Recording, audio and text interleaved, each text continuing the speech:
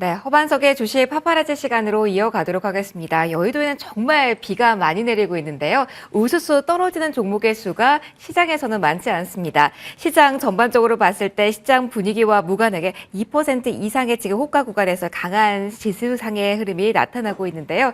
시장 전반적으로 봤을 때 오늘 오르는 종목의 수가 훨씬 더 많습니다.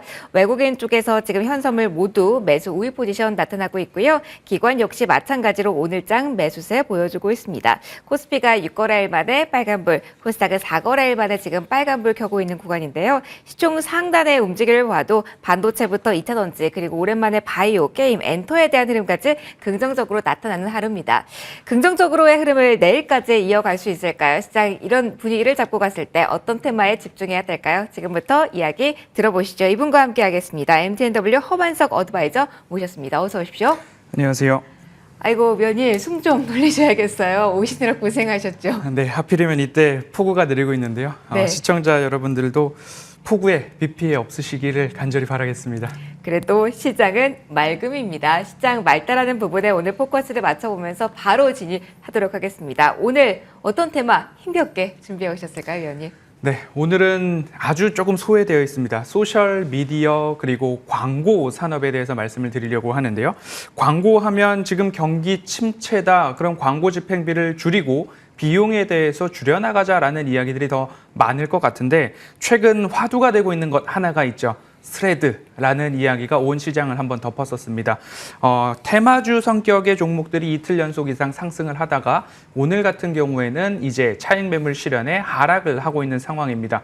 그러면 지금 거기서 테마주를 따라가느냐? 테마주를 따라가기보다는 그와 관련된 종목군들, 그 종목들 중에서 혹 일부에서 지분을 가지고 있거나 아니면 추가적으로 넷플릭스나 뭐 마이크로소프트나 아니면 유튜브나 아마존이나 이런 종류의 플랫폼 기업들의 광고에 대한 수주가 있는 종목들을 한번 살펴볼 때가 되지 않았나라는 말씀을 좀 드리고 싶습니다. 스레드가 챗 GPT 사용의 1억 사용자 돌파의 기록을 깼습니다. 챗 GPT가 1억 명까지 사용자가 늘어났는데 2달이 소요됐었는데요. 지금 스레드 같은 경우에는 닷새 만에 5거래일 만에 그 기록을 깼습니다. 틱톡 같은 경우에 9개월, 인스타그램 같은 경우에는 2년 반 만에 가입자 1억 명을 돌파했는데 스레드의 열풍이 굉장했습니다.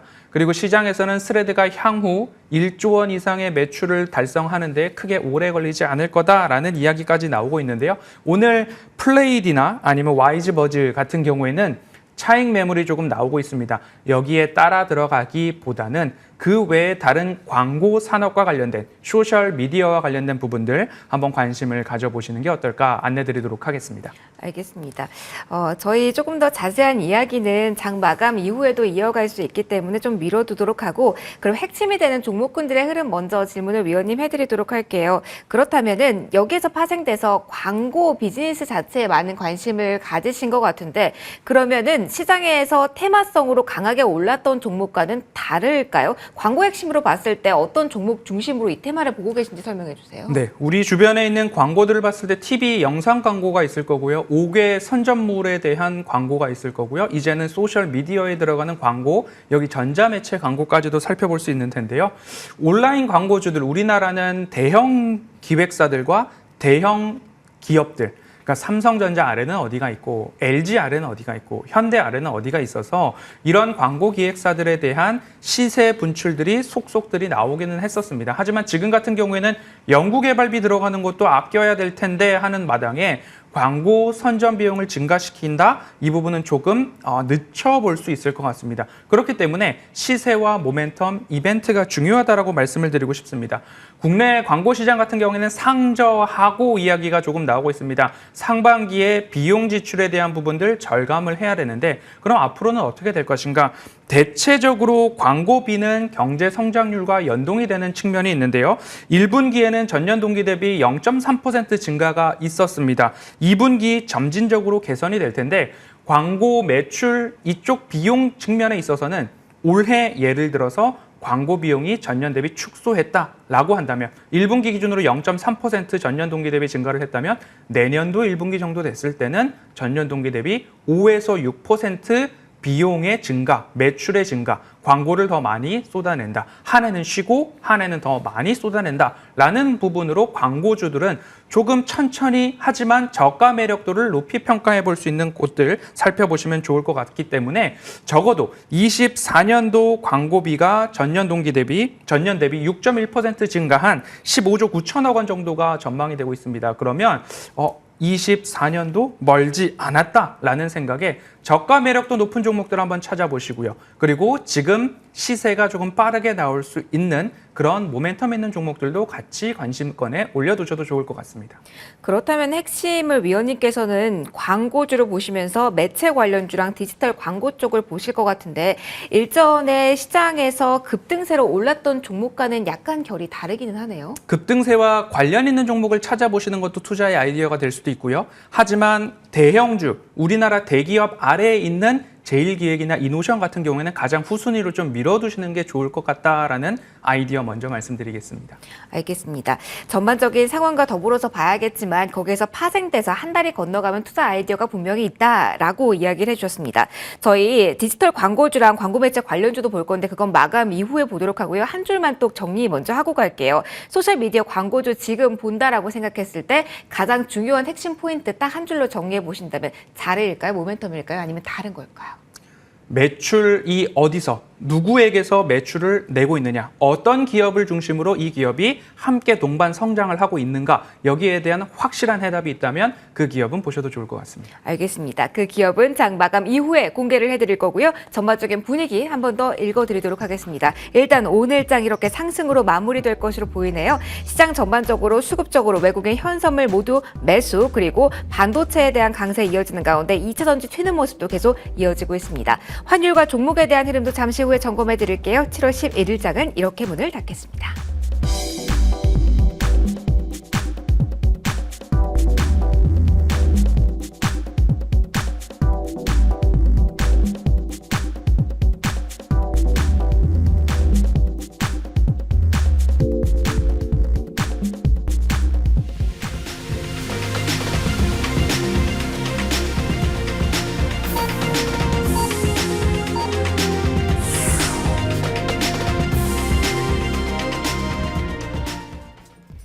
네, 시작에 오랜만에 빨간불이 들어왔습니다. 이렇게 빨간불을 보인 하루 오전보다 오후의 탄력이 한 번 더 강해지는 흐름을 보였는데요. 정말 오랜만에 빨간불, 코스피 6거래일 만에 코스닥 4거래일 만에 위쪽에서 마무리가 됐습니다. 시장 경계할 요인들은 분명히 있지만 다시 한번 끌어올리는 그동안 많이 쉬어갔던 종목 중심으로도 시세가 나오는 하루였는데요. 자, 지수부터 하나씩 포인트 정리 들어가 보도록 하겠습니다. 마침표 어떻게 생겼을까요? 자, 코스피 지수와 같은 경우는 1.64%까지 상승폭을 끌어올렸습니다. 오늘 오전장만 하더라도 2,550선을 뚫어내면서 그 위에서 움직일 수 있을까라는 경계 심리도 상당했는데요. 뚫어냈습니다. 2,562선에서 마무리가 됐고요. 코스닥 2% 넘게 올랐습니다. 878선까지 올라서면서 오전의 탄력 유지, 그리고 오후장에 한 번 더 탄력이 강화되는 양대 지수의 흐름 보였다는 점 특징적으로 기억을 일단 해주시고요. 오늘장의 수급 포지션도 확인해 보시죠. 양대 지수 모두에서 외국인 기관 사자세가 펼쳐졌습니다. 특히 코스피 시장에서는 금융투자뿐만이 아니라 연기금 쪽에서도 매수를 더해주는 모양새였고요. 외국인 역시 매수하는 모습을 보였습니다. 다만 특징적인 부분은 기계업종에 대해서도 그리고 운송장비 업종에 대해서도 양매수가 들어오긴 했지만 전기전자 업종에 대해서 외국인 오늘 탈자세를 보였다는 점은 특징적으로 확인을 해보시고요. 코스닥으로 넘어갈게요. 여기서도 기관, 외국인, 동반 매수, 여기서는 외국인 쪽에서의 매수세가 보다 더 강하게 나타났다는 점 특징으로 볼 수가 있겠습니다. 선물 쪽에서의 매수 우회 포지션도 현재 진행 중이고요. 자, 원달러 환율과 같은 경우는 아래쪽으로 쭉 내려갔습니다. 1299원 선에서 오늘 스타트를 했고요. 시장 7월 금리 인상에 대해서는 기정사실화를 하고 있지만 긴축 사이클이 이제는 끝나간다라는 쪽에 조금 더 방점이 찍혀서 달러 지수가 3주 만에 최저치를 찍었는데 그 영향 그대로 받았습니다. FOMC와 더불어서 바로 다음 날 내일입니다. 미국의 물가 발표되니까요. 추이 조금 더 보셔야겠습니다. 오늘은 아래쪽으로 폭 떨어지는 급락세가 환율 시장에서 나타났다는 부분 점검 한 번 더 해드릴게요. 머니맵으로 이동하겠습니다. 머니맵은 이렇게 오늘 나왔습니다. 지수가 빨갛고 그렇다면 있으면 종목도 빨간불이 더 많이 켜졌겠죠. 어떤 모습이 나왔는지 상세하게 보도록 하겠습니다. 일단 오늘 외국인 쪽에서는 팔자세를 보였음에도 삼성전자, SK하이닉스는 강하게 2% 이상의 오름세를 보였다는 점 특징으로 일단 확인을 해드리도록 하겠고요. 2차전지 쪽에서는 강한 흐름이 이어지는 종목군들이 상당히 많았습니다.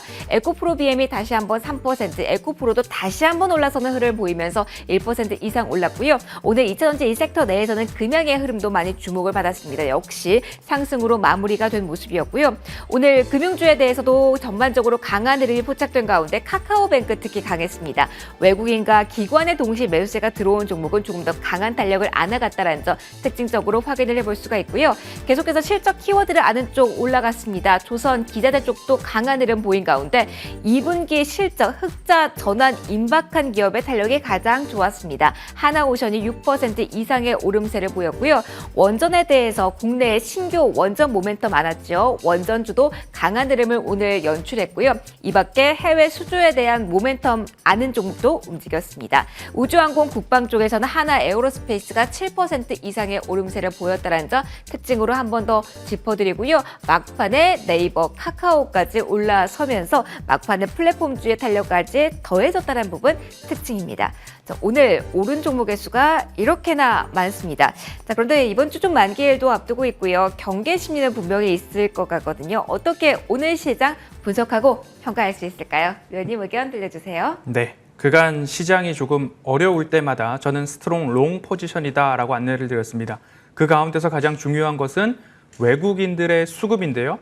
외국인들의 수급에 대해서 말씀을 드릴 때 외국인들이 현물 시장에서 코스피, 코스닥에서 강한 매도를 하느냐 안 하느냐 이것도 중요하겠지만 지금 시장을 뒤흔들었던 것은 아주 투기적으로 거래 규모를 높인 선물 시장을 흔들어 놓았다는 거죠. 그러면 선물 시장에 매도가 나올 때 기관의 현물 프로그램 매도가 나오고 지수는 모두 다 하락하고 있었죠. 첫 번째 중요 포인트, 삼성전자와 SK하이닉스를 외국인들이 규모 있게 매도를 하느냐 안 하느냐.